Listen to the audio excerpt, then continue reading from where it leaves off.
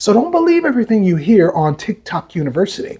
It's not all true. Sometimes you got to talk to a scientist, somebody who actually studies this stuff, somebody who actually in their spare time takes notes to figure out what's working and what's not. Well, now, what does this have to do with you?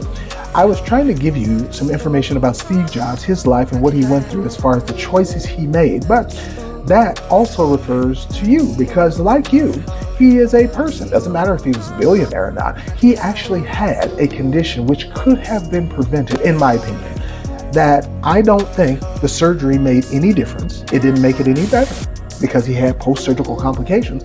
And some of you are making the exact same decisions that he made and thinking somehow it's going to turn out a different way.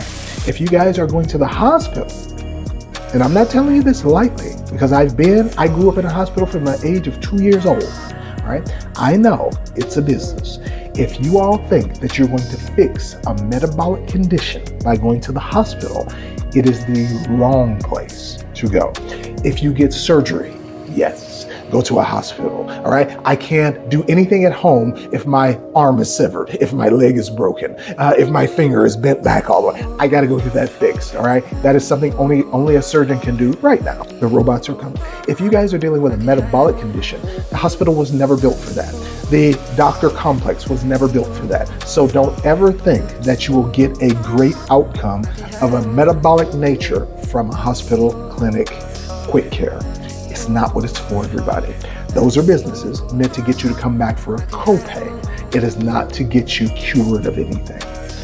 Most people from the time I was 2 years old who came into the hospital, and I'm going to tell you guys the number for me, my observation in the biggest hospital in St. Louis. All right, look it up, Barnes Jewish. The biggest thing that I noticed was the people that came to my mom's hospital were repeat customers.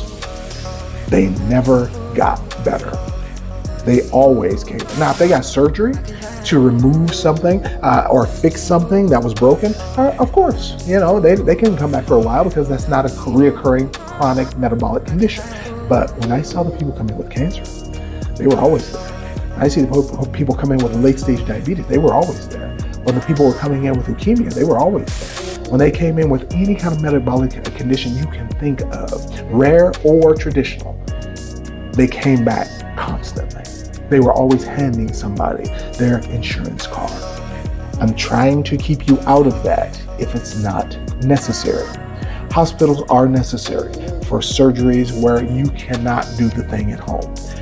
All metabolic conditions can be handled at home.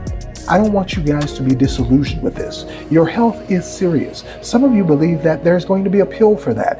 If there was a pill that cured anything, why don't we have it yet? Why isn't it here now? It's 2025. Well, the truth is, this is a business.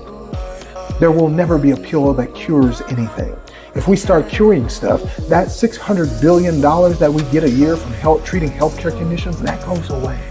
Nobody gives up that kind of money. Nobody gives away that kind of power.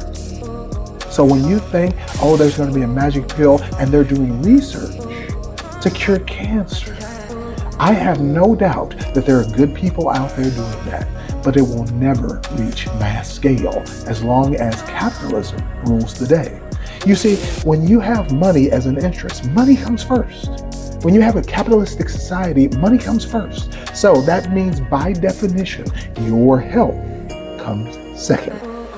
So if you want to believe you're going to go to a hospital and you're going to get a great outcome of a metabolic condition from going there, be my guest. I am not here to tell you what to do, but I will tell you what I found.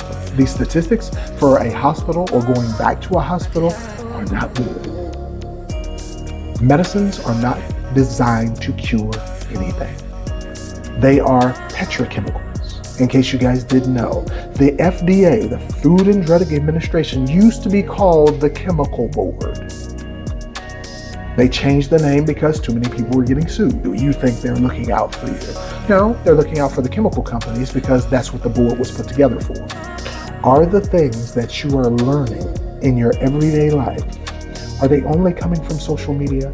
Or are you listening to someone who has a scientific background, who's grown up in a hospital, who is an anatomy and a physiology instructor, who is actually a root cause analysis specialist, who is a medical researcher?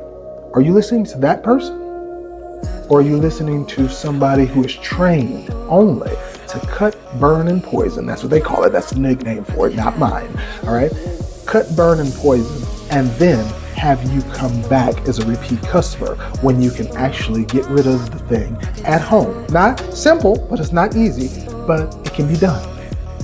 And you'd rather go through chemotherapy, you'd rather go through radiation, you would rather have them amputate limbs than to do a protocol that only takes 8 weeks and potentially your cancer, your diabetes could be gone. Now, if you said, I want to go to the hospital, I don't understand you, but that's your prerogative. You see, I'm not going to try to make you do something you don't want to do. I want you to be happy with the choices that you make, good or bad, up, down, left, right, up or under. I am indifferent, but I am going to say it's your fault if something happens to you and you had the information, but you didn't act on it. Are you going to be a person who is functioning on their own, or do you want your kids to come put you in a home because you can't take care of yourself? Do you want somebody to have to look after you because your mind is slipping away? Or would you rather be doing things for the rest of your life yourself independently without the aid of supervision, but you can go see your family if you want to see them? You can still drive a car at 96 years old. That's what I'm talking about.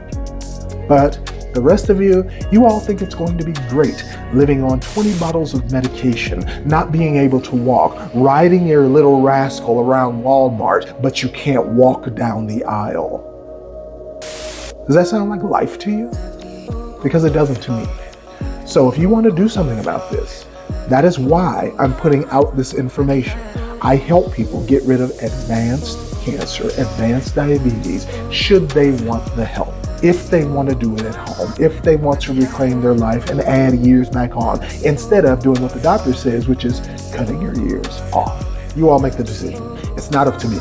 This is your life. You do what you want with it. I'm not going to force you either way. But I will say, at the end of 8 weeks, you could be looking, feeling, and having the best metabolic life that you've ever had in your life if you had just said yes.